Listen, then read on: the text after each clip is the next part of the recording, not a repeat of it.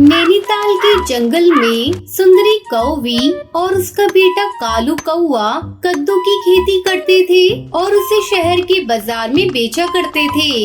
महंगाई बढ़ जाने के कारण पक्षियों ने सब्जी खरीदना बंद कर दिया था। पहले सुंदरी कौवी के कद्दू चंद घंटों में ही बिक जाते थे, लेकिन अब तो सुबह से शाम तक बैठे रहने के बाद भी सुंदरी कौवी के कद्दू नहीं बिक पाते थे। देख रहा है ना बेटा, सुबह से सब्जी लेकर बैठे हैं, लेकिन अभी तक एक भी सब्जी नहीं बिकी। मेरी तो कुछ भी समझ नहीं आ रहा है। माँ, आजकल क्या हो गया है? पक्षियों ने सब्जी खरीदना बिल्कुल ही बंद कर दिया है। हम तो अपने खेत में ताजी ताजी कद्दू उगाते हैं और फिर यहाँ बेचते हैं। अरे बेटा, वो बात नहीं, आजकल हर चीज के दाम बढ़ गए हैं, तो सब्जियों के भी दाम बढ़ गए हैं। शायद यही वजह है जिसके चलते आजकल ज्यादा सब्जी नहीं खरीद रहे हैं। अभी दोनों बातें कर ही रहे थे, तभी टूनी चिड़िया उनकी दुकान पर आती है। और कहो टूनी बहन, कौन सी सब्जी दे दूं? सारी सब्जियां ताजी हैं। ये कद्दू कैसा दे रही हो सुंदरी बहन? ज्यादा महंगा नहीं है टूनी बहन, बस 80 रुपए किलो है। बोलो कितना दे दूं? 80 रुपए किलो? और तुम कहती हो कि महंगी नहीं है, लेकिन खरीदना तो पड़ेगा ही। मेरी बहू आज कद्दू की सब्जी खाने की जिद कर रही है। ऐसा करो, तुम मुझे 1 किलो कद्दू दे दो और ये लो आधे पैसे, बाकी के पैसे मैं बाद में दे दूंगी। सुंदरी कौवी टूनी चिड़िया से आधे पैसे लेकर उसे कद्दू दे देती है। टूनी अपने घर पहुंचती है और अपनी बहू को आवाज लगाती है। टुनटुनी बहू, ये ले कद्दू, ये तो बहुत महंगे मिल रहे हैं। तुझे पता है 80 रुपए किलो हो गए हैं ये। अब महंगी हो गए तो मैं क्या करूँ माँ जी? मुझे तो कद्दू खाना बहुत पसंद है। मैं बचपन से ही कद्दू की सब्जी और उसका साग खाती हूँ। इस तरह कई दिन गुजर जाते हैं। एक दिन फिर से टुनटुनी किचन में जाती है और देखती है कि सारे कद्दू खत्म हो गए हैं। माँ जी, ओ माँ जी, सारे कद्दू खत्म हो गए। आप जल्दी से जाइए और कद्दू खरीद कर ले आओ। टुनटुनी, तुझे पता है ना कद्दू आजकल कितने महंगे मिल रहे हैं, फिर भी तू नहीं समझती। या तो तू कद्दू खाना छोड़ दे या कद्दू की खेती करना शुरू कर दे। माँ जी, आप इतना गुस्सा क्यों कर रही हैं? जाइए और जाकर जल्दी से सुंदरी आंटी के यहाँ से ताजे ताजे कद्दू खरीद कर ले आइए, चाहे वो जितने भी महंगे मिले। अच्छा, जा रही हूँ। टूनी चिड़िया कद्दू खरीदने जाती है। जब वो कद्दू के दाम सुनती है तो अपना सर पकड़ लेती है।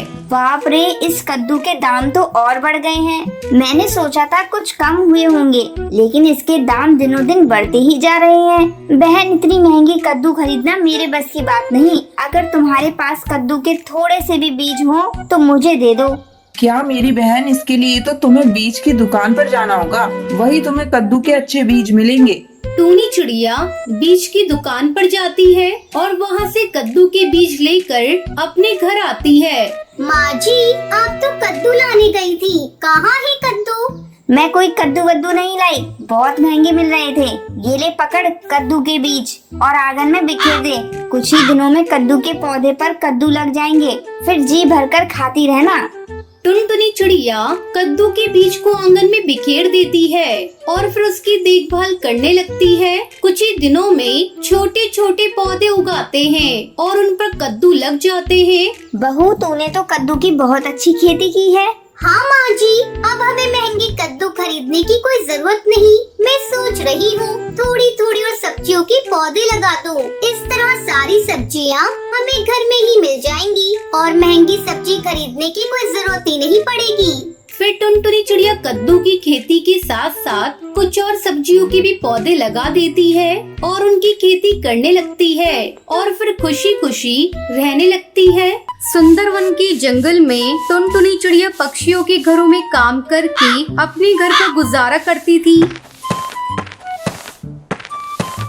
अजी, क्या कर रहे हो? बार बार आ रहे हो, जा रहे हो, देख नहीं रहे हो टुनटुनी चिड़िया पोछा लगा रही है। सूख तो जाने दो।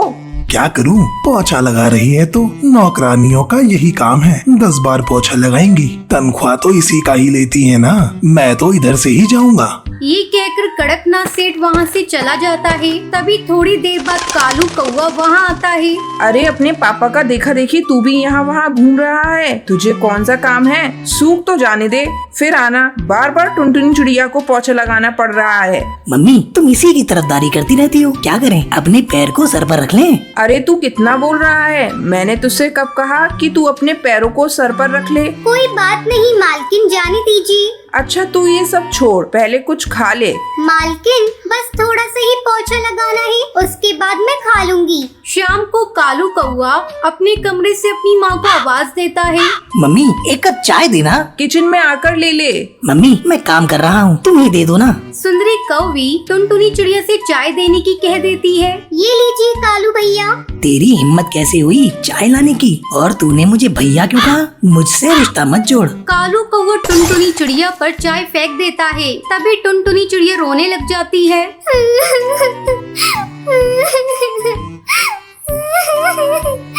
रोने की आवाज सुनकर सुंदरी कौवी वहाँ आती है। टुनटुनी चिड़िया तू क्यों रो रही है? अरे तूने ये क्या किया? कोई ऐसे गर्म चाय फेंकता है क्या? तो मम्मी ये नौकर है और इसने मुझे भैया कहा। तो क्या हुआ, भैया कोई गाली नहीं होती। ये भी हमारी तरह एक पक्षी है और इसकी मजबूरी है जो ये मेरे यहाँ काम कर रही है। टुनटुनी बेटा जा जाकर मुंह साफ कर ले। कालू कौवा अपनी माँ के जाने के बाद सोचने लगता है। आज इस नौकरानी की वजह से ही मम्मी ने मुझे डांटा है। एक दिन मैं इस नौकरानी की बच्ची को सबक सिखा कर रहूंगा। एक दिन टुनटुनी चिड़िया बर्तन धो रही थी, तभी वहाँ कालू कौवा आता है।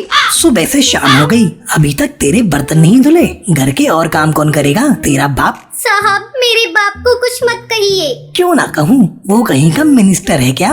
नहीं साहब, मेरा बाप मर चुका है और मैं नहीं चाहती आप उनके बारे में कुछ बुरा कहें। इसी तरह कुछ महीने बीत जाते हैं। एक दिन टुनटुनी चिड़िया की माँ का फोन आता है। टुनटुनी चिड़िया मेरी तबीयत बहुत खराब है, तू जल्दी से घर आ जा। माँ तो चिंता मत कर, मैं जल्दी आऊंगी। टुनटुनी चिड़िया घर जाने के लिए बैग में कपड़े रखने लगती है। जब कालू कौवे से कपड़े रखते हुए देखता है तो उसके दिमाग में एक प्लान आता है। क्यों ना मैं इसके साथ कुछ ऐसा कर दूं जिससे माँ इससे नफरत करने लगे। कपड़े रखने के बाद टुनटुनी चिड़िया सुंदरी कौवी को अपनी माँ की तबीयत के बारे में बताने जाती है। तभी कालू कौवा मौका देखकर उसके बैग में अपनी माँ के पैसे निकाल कर रख देता है। फिर जाकर सुंदरी कौवी से कहता है, माँ वो टुनटुनी चिड़िया कहीं जा रही है, मैंने देखा है वो बैग में कपड़े रख रही थी। हाँ बेटा, उसकी माँ की तबीयत खराब है, उसने अभी मुझे बताया। थोड़ी देर बाद टुनटुनी चिड़िया अपना बैग उठाकर जाने लगती है। तभी सुंदरी कौवी से रोकती है। अरे टुनटुनी चिड़िया, मेरी अलमारी से कुछ पैसे गायब हैं। क्या उसे तूने अपने बैग में रखा है? और तू झूठ बोल रही है कि मेरी माँ की तबीयत खराब है।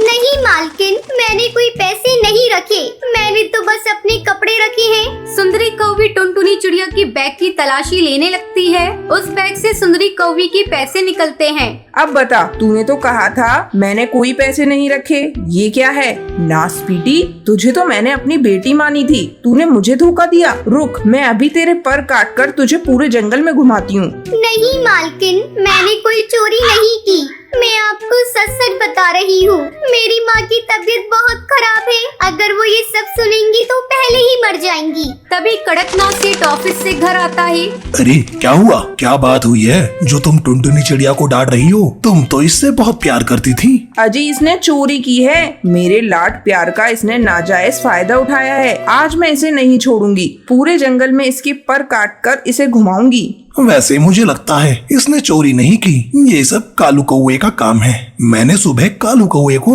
उसका बैग छूते हुए देखा था। कालू तू सच सच बता, ये सब तूने किया है ना? मुझे तो पहले से ही पता था कि मेरी टुनटुनी चिड़िया ऐसी नहीं है, वो चोरी नहीं कर सकती। बेटा मुझे माफ कर दे, आज मेरे बेटे की वजह से तुझे शर्मिंदा होना पड़ा। मालकिन आप मुझसे माफी क्यों मांगती हैं? हम गरीब पक्षियों को इसी तरह अमीर पक्षी सताते हैं। मैंने कालू भैया की बातों का जरा भी बुरा नहीं माना है। उसके बाद कालू कौवा टुनटुनी चिड़िया से माफी मांगता है और टुनटुनी चिड़िया उसे माफ कर देती है। उसके बाद टुनटुनी खुशी खुशी अपनी माँ से मिलने जंगल चली जाती है।